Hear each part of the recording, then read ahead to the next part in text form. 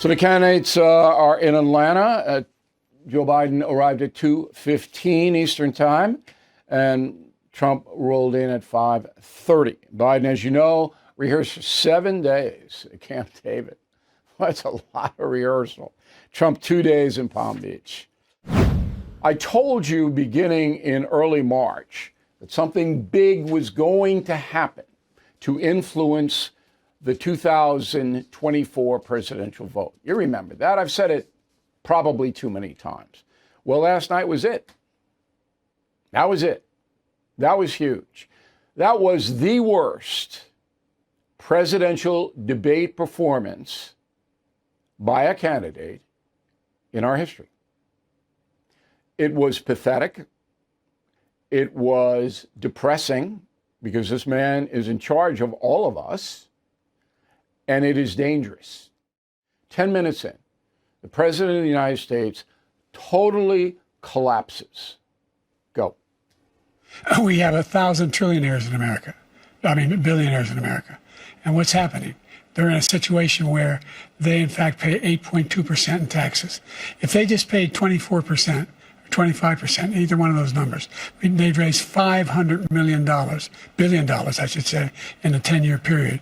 We'd be able to wipe out his debt. We'd be able to help make sure that all those things we need to do, child care, elder care, making sure that we continue to strengthen our healthcare system, making sure that we're able to make every single solitary person eligible for what I've been able to do with the with the COVID, with dealing with everything we have to do with, look, if we finally beat Medicare. Incomprehensible. Gibberish. Now, it was painful to watch that for me. I know a lot of people despise Joe Biden. I don't personally. I think he's the second worst president in history. I've said that too many times. And I'll back that up in my upcoming book. But I'm sitting there going, remember, everybody in the world's watching this. And he's going, trillionaires, no billionaires, no billion, no million. And then we finally beat Medicare. What does that mean? What does that mean? And he's throwing out stats that are absolutely false. But they both did that. Okay, but you go, uh-oh. And I knew then that Joe Biden is finished. He is not going to be on the ballot in November, I predict. The shooting of Donald Trump. It is Saturday night, East Coast, 9:30 p.m., as I report to you.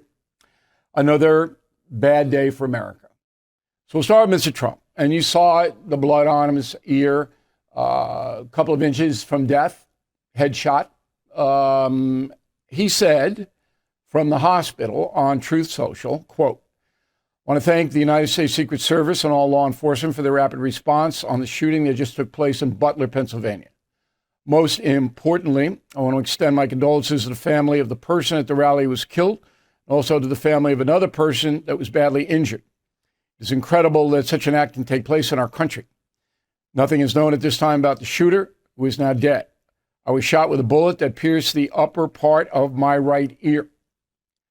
I knew immediately that something was wrong in that I heard a whizzing sound, shots, and immediately felt the bullet ripping through the skin. Much bleeding took place, so I realized then what was happening. God bless America.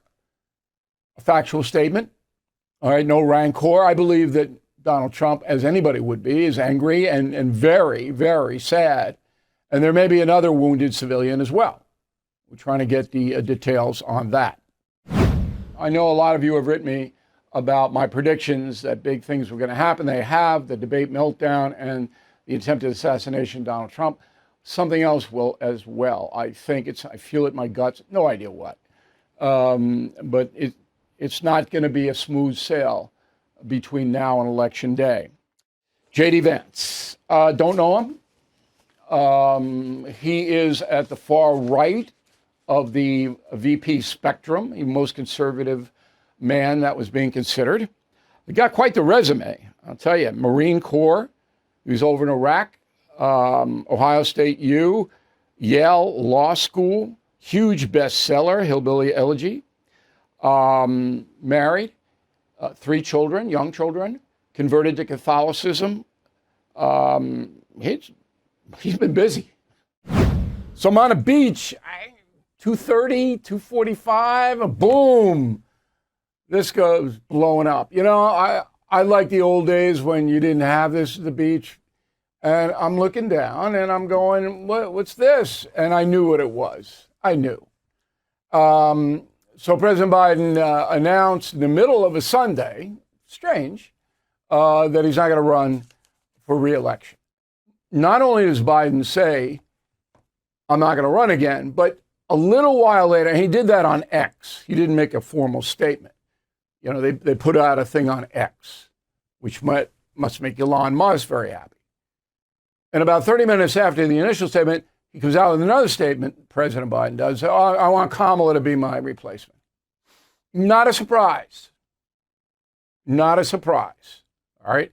Because the money that the Democrats have raised, about $250 million, can't go to anybody but Kamala. And they need that money. Not only for TV ads and radio ads, but they need to set up offices. They need to do a whole lot of stuff. So somebody coming in from the outside to challenge Kamala, that's not going to happen. Because this presidential debate tonight could tilt it. And I would say there are heavy odds that it will, because I don't know how many more there are going to be, if any. There is more pressure on Kamala Harris than on Donald Trump, because Trump is pretty well defined. I mean, how many people in the country don't know Trump? And you like him or hate him or ignore him. But Harris, nobody knows who she is. Nobody won. Those people saying somebody won, somebody didn't win, it's ridiculous. Nobody won on the merits. And that's because both candidates, all right, did not do what they needed to do to convince the majority of Americans that they would win the presidential election or should win it. Okay? When it comes to the economy, do you believe Americans are better off than they were 4 years ago? So I was raised as a middle-class kid, and I am actually the only person on this stage who has a plan that is about lifting up the middle class and working people of America. Doesn't answer the question. Doesn't even come close to answering it. Yes or no? America's better off or not, in your opinion? Mute it in. Let's it go. Now, me, you know me. The debate rules say you can't interrupt the candidate for what, 90 seconds or what? But after, if I'm you, I go, you didn't even come close to answering that question. Are we better off? Do you believe Americans are better off now than we were 4 years ago? And then I would throw in, if I were the debate, say, your campaign theme is a new way forward. Well, why do we need a new way forward if the Biden-Harris administration was so effective and so good? Why would we need a new way forward? Okay. Second question. All right. This is about abortion, which was gleefully embraced by ABC News because they knew that this is Harris's strongest rhetorical issue. Go. Vice President Harris, want to give you your time to respond, but I do want to ask, would you support any restrictions on a woman's right to an abortion? I absolutely support reinstating the protections of Roe v. Wade. No, it doesn't answer the question. The protections of Roe v. Wade, all right, don't go into late-term abortions. Okay? Now, in New York, where I am, you can abort an unborn child up until 10 minutes to birth. But in some states, you can't. All right? Roe v. Wade was based on a privacy decision by the Supreme Court. The Supreme Court now says that privacy condition doesn't really exist in the Constitution, so we're throwing it back, as the Constitution dictates, to the states to make their own decision. But that's a fairly straightforward question. Do you support any restriction? Doesn't answer it. Okay, that's 2. Number 3. All right. The Afghanistan screw-up, which Americans, according to the polls, think is horrendous. How the Biden administration, with the support of the vice president, of course, pulled our troops out of Afghanistan, leading to a massive debacle. Roll it. Well, I will tell you, I agreed with President Biden's decision to pull out of Afghanistan. 4 presidents said they would, and Joe Biden did. And as a result, America's taxpayers are not paying the $300 million a day we were paying for that endless war. That's true. Americans were paying $300 million a day. It's incredible. That's true. But that's not the question. Okay? The question wasn't ending the war. Trump wanted to do that. Trump was negotiating with the Taliban to do that. The question was cutting and running and leaving $100 billion worth of weaponry in the hands of terrorists. Doesn't answer, doesn't come close to answering. All right, one more, but you're getting the gist of it. I know you are, because this is an intelligent worldwide audience. So, Gaza, right? Very hot topic right now in this country. Roll it. What we know is that this war must end. It must end immediately, and the way it will end is we need a ceasefire deal and we need the hostages out. And so we will continue to work around the clock on that. Yeah, everybody knows that. How are you going to do it? Well, no, we're working around the clock. How? What? Why? Never get that. Oh, we're working on it. Now, does Trump have a incisive, here's how I would get a ceasefire? No. Trump's portfolio, or what he says, is that it wouldn't have happened if he were president. Not quite enough right now, because it is happening. Now, we want to be fair on this. So it was clear to me as an American that Kamala Harris was not going to answer any questions specifically at all. None. And that's why she doesn't do interviews or press conferences. Because if you were paying attention, as we were, you saw it. No matter how simple the question was going to answer. But she did have a theme, and the theme was all of the problems, open border, inflation, overseas chaos, were Trump's fault. Go. And what we have done is clean up Donald Trump's mess. What we have done and what I intend to do is build on what we know are the aspirations and the hopes of the American people.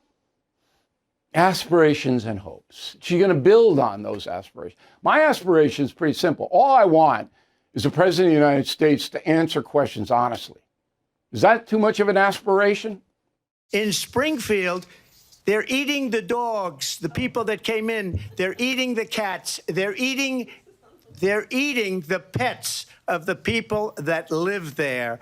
And this is what's happening in our country, and it's a shame. I just want to clarify here. You bring up Springfield, Ohio, and ABC News did reach out to the city manager there. He told us there have been no credible reports of specific claims of pets being harmed, injured, or abused by individuals within the immigrant community. Well, I've seen people on television. Let me just. I've seen people on television. You don't do that. Not in this dangerous age we have, Ukraine, Gaza, runaway inflation, people paying 20% more for the essentials of life, open borders. You're talking about some fiction on the internet, and it doesn't even matter if it's true.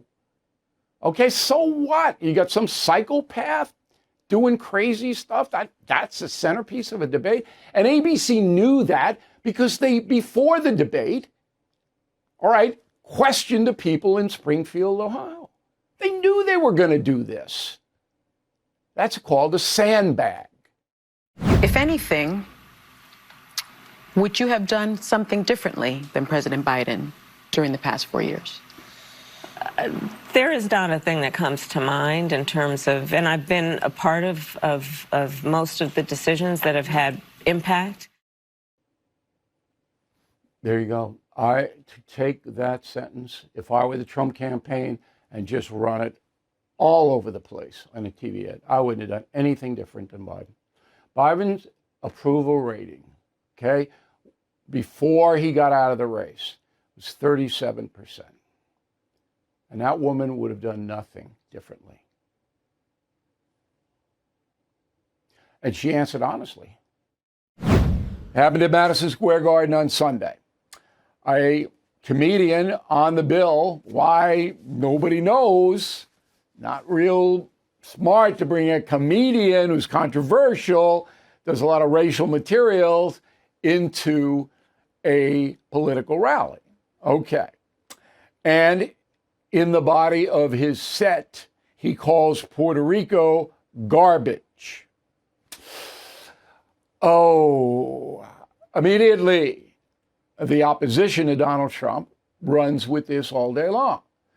Now, I know, so I can report, that Donald Trump had no idea this guy was even on the bill. He didn't know him. He left it to his surrogates to fill up the card, and they blew it. Is that an excuse? Well, it's not an excuse, it's a fact.